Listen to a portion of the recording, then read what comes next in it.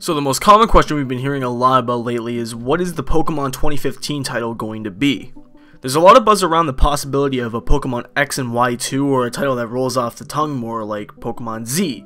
Truthfully, this is one of the only possible theories that could be the case aside from the main point in this video. Now I'll get more into depth for some of the other possibilities later on in this video, but by no means does anything I say in this video have any actual relation to the new games coming out this year. For all I know, I could be completely wrong. However, I've done my research and I've found some very important overlooked details that I've heard and nobody's ever really talked about, which I feel like could be very valid points. And also, just remember, this is only a theory video, but I'm making this for the sake that if I'm actually right, and then I can look back on this video in the future and always just be like, oh, you know, I was right, or I was close, or I was wrong, or just look back on this video in the future as like a cool project I decided to work on. Because I've been putting a lot of time into this video and I'm just now getting around to finishing it all up together. So hope you guys do enjoy this, and without any further ado, let's get into the theory. Now, aside from the possible X and Y sequel theory, there's a lot of hype around a possible release of the 7th generation, or maybe even a Kanto remake on the 3DS. However, basically all of these theories can be easily disproven, and as can my own theory just as easily. But let me quickly state that I believe that the Pokemon 2015 title will actually be a 4th gen remake, aka Diamond Pearl Remakes or Platinum, whatever. Now before we get into that, let's bust any quick holes in any of these theories and move on to the point of the video. First of all, the only theory that actually makes sense is an X and Y sequel, and I'll get more into that in a little bit. But releasing 7th gen seems like a bad idea, considering that they only have had 2 games on the 3DS engine, when the DS had 4 main series games on there. There's by no means any reason to change the engine for the 7th generation, but I feel like it would be a step up, because knowing Nintendo, they will release the next Pokemon games probably exclusively for the 3DS. Not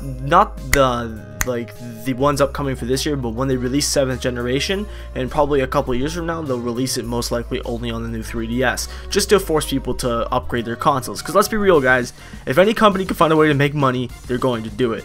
And I wouldn't be surprised if they did it for a game even as big as Pokemon. So for me, the 7th generation is kind of out of the question at this point, plus it seems way too early to be releasing a new generation when Gen 6 only came out a little under 2 years ago. Now as for Kanto Remakes, this is honestly a really good idea, but there's several things that prevent this from actually being possible at this point in time. Not saying it isn't possible for the future though. However, Kanto has technically already had 3 remakes, 2 if you don't count the original Red and Green that were only released in Japan, and then they were remade into Red and Blue and then released worldwide on the Game Boy. These games are currently the only ones that are not playable on the 3DS. Nintendo should put them on the Virtual Console. But with next year being 2016 and that being Game Freak's 20th anniversary with Pokemon, it makes it all that much more suitable for Kanto Remakes to appear next year instead of it being this year, just because it only makes sense that they should pay respect to the game that started it all 20 years ago. Personally, I wouldn't even mind if they did that, to be honest. Maybe they could even include a way to catch a Mew, and maybe reinvent the secret island to the east of Vermilion and have Mew sitting under that truck as an Easter egg, or something like that, just to kind of please the fans in a nostalgic manner, I guess you could say. I'm sure they already have some kind of plot up their sleeves for remakes of Kanto in the future, but the only main thing holding it back is that it seems more suitable to be released for a special occasion like that, don't you think? So realistically, unless they did some dumb spin-off this year, which would be really upsetting if they did, the only other option they would have is to release 4th gen remakes. Seeing as they're in the chronological order, it's the one that's coming up next. So if they remake all these games in chronological order, the only one that hasn't gone one up to the point where we're at right now, the next one upcoming would be 4th gen, which means that it's definitely plausible for a remake in the future, even this year if that is what happens. With that being said, if you're going in chronological order, that does make black and white remakes possible for the future, but I highly doubt it. Let's get into the meat and potatoes of this video. So why are 4th gen remakes possible? Well, allow me to explain that to you, curious Pokemon trainer. By now we should all be familiar with this guy right here, Hoopa. Which actually has his own movie coming out soon, and you can check out my video talking about it with some of the leaked screenshots and all that good stuff by clicking the little video player on screen, and it will take you right to that video. I suggest going to watch it after you're done watching this video though, so come back here when you're done watching the video. If you played Arceus, you should be familiar with these portals that allow you to reach your hand into them and you would encounter a legendary Pokemon. Well, the dex entry for Hoopa says, and I quote, "In its true form, it possesses a huge amount of power. Legends of its avarice tell how it once carried off an entire castle to gain the treasure hidden within." And for Alpha Sapphire, it says, "It is able to seize anything it desires with its 6 rings and 6 huge arms. With its power sealed, it is transformed into a much smaller form. Basically, this is referencing the bottle you receive from the in-game event for Hoopa and Oras. This means that he has the power to essentially have the ability to open a portal and transport anything he wants, no matter what or where it is. In order to be able to actually open a portal to a different dimension, you would need to be able to rip time and space. Clearly, if he can transport legendaries like Dialga and Palkia, which are the gods of time and space, he clearly has the power to overthrow them if he wanted to. But let's move back a bit. In case you missed what I'm saying, basically portals you stick your hand through in order to battle these legendaries, you're sticking your arm into a portal to a different dimension. And then out comes the legendary, because they aren't actually native to that Hoenn region in Oras. Now, that's a whole different story of how the Hoenn region in the Oras games is completely different than the original Ruby and Sapphire games. That's a whole nother theory for a whole nother video, and I'm sure another YouTuber probably has a very explanative, is that what the word is? Video talking about it. So if you want to find out more about the storyline for that, you can go ahead and search it up yourself if you'd like. Now, these portals look very similar to Hoopa's rings or portals, and can actually be seen very clearly with Hoopa Unbound's signature move, Hyperspace Hole. Now, why does Hoopa directly relate to 4th Gen remakes? Well, buckle your seatbelts, because it's about to get a little confusing, so listen carefully. Well, judging on the fact that Nintendo has been following along with the trend over the years of remaking the games in chronological order, the next game they would have to remaster would be, you guessed it, Diamond and Pearl. Now, although this may seem a little far-fetched, yeah, no? Oh. Alright. Anyway, it may really be a possibility. Hear me out on this. If you guys remember correctly, back in Diamond and Pearl, we had the introduction of Palkia and Dialga, which were the gods of time and space. And then in a sequel a year later, we were introduced to the new area of the game, the Distortion World, which was the home of Giratina. Let's be honest, when we first saw the Distortion World, we basically all thought we were visiting the Pokemon version of Hell. In reality, it was just the home of Giratina in an alternate universe/dimension. Because Giratina has the power to go through different dimensions, as we've seen in Diamond and Pearl, where the Distortion World wasn't actually accessible, but instead you could catch Giratina at level 70 in the regular world. Now, what does that sound oddly familiar to? A black and purple wormhole leading us to a different dimension, allowing us to capture a Pokemon not native to that region. What does that sound a lot like to you? If you ask me, that sounds oddly familiar to the Mirage spots in Omega Ruby and Alpha Sapphire, where you can find various golden rings that have large openings inside, allowing us to reach in and encounter a Pokemon not native to our world, or in this case, our region. I don't know about you guys, but something here seems a little bit off about that. Now, this may just be Nintendo reusing the texture and adding in a gold ring around it. However, you have to remember how sneaky Nintendo is with planning various Pokemon years in advance. I mean, they're normal people just like us with the ability to write and script anything they really want to put into their game. Now, once again, this could just be me completely talking out of my butt, but I do feel as if this has some kind of connection with Dialga and Palkia being the gods of time and space, and also to note that Giratina is looked at as this evil Pokemon that needs to be stopped, with the power of time and space. However, you're forgetting one thing. There's still one Pokemon missing from this scene. That's right, Arceus, the supposed god of all Pokemon that created all the Pokemon that we know and love. Also, not to mention that Arceus isn't obtainable in Oras, although that could have something to do with the fact that it's always been obtainable only through events and Mystery Gift. That could have something to do with it, but I mean, if you want to look into it in deeper storyline terms of it, it could have something to do with the storyline. Who knows? What is similar about Hoopa and Arceus, though, you may ask? Arceus is the god of Pokemon and potentially the most powerful Pokemon, but if you take a close look at Hoopa's design, you'll notice that in its unbound form and only in that form, it grows a set of horns, which I guess depending on if you believe in certain religions, that represents a devil Pokemon, or whatever you may want to like interpret from that. The horns usually are evil in some religions, but this is not a religious video, we're not getting into that. What's the opposite of a devil? A god Pokemon like Arceus.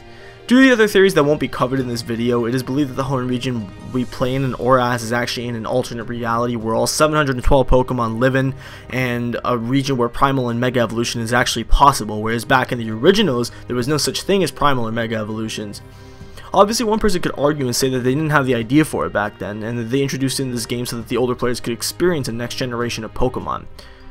Honestly, believe what you want. I'm just going to stick with my theory of that the Hoenn region we play in Oras is an alternate reality, and that being the case, there's also many things in the story that prove that theory to be true. Anyways, what I'm getting at here is that if Hoopa has the power to summon any Pokemon he wants with his golden rings, then that could potentially mean that they're coming out of a portal to a different dimension, and in order to reach an alternate reality where things such as Primal and Mega Evolutions actually exist. If you haven't already caught on to what I'm saying, yes, I am 100% implying that there is a possibility, due to the similarities in terms of typing and overall looks, that Hoopa could indeed be linked with the Distortion World in Giratina, and in a way to sabotage Dialga, Palkia, and Arceus, if you want to get into terms of the actual story. As a whole, conquer the world and overthrow the good Pokemon by being controlled by evil Pokemon such as Giratina and Hoopa, etc, etc. And time travel and or alternate dimensional transportation, seeing as both Hoopa and Giratina have the power to utilize both of those abilities, with a new Hoopa movie coming up, maybe we'll get a more in-depth look at the story of Hoopa and maybe even find out more about the origin of him. Who knows what Nintendo has up their sleeves to try and fool us next, because I feel like if the next Pokemon games could potentially be remastered versions of Diamond and Pearl, similar to how Arceus is set in an alternate reality with the power of Hoopa and Giratina, this could honestly be very, very possible, and make for some really good backstory too. Now, one more thing to mention, as well as Kyogre and Groudon getting their debut as Primal evolutions, Dialga and Palkia could get the same luck. Primal Dialga actually already exists in one of the Mystery Dungeon games, however it's not as badass looking as Primal Groudon or Kyogre look, but it could have a reskin in these remakes, and this would also tie in with the storyline and the theory that Hoopa has the ability to transfer Pokemon from alternate realities where Primal Mega Evolutions actually exist. Once again, I will clear up any possible confusion here.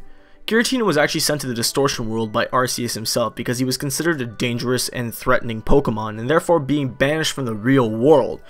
Hoopa has a similar story, being that all of his power is bottled up inside the little bottle that you receive from the in-game event in Arceus. These Pokemon have a lot in common, especially with being the evil Pokemon that they are and all the relations and similarities that they share. In terms of storyline, this could tie into everything almost perfectly as long as you're on the same page as me up to this point in the video.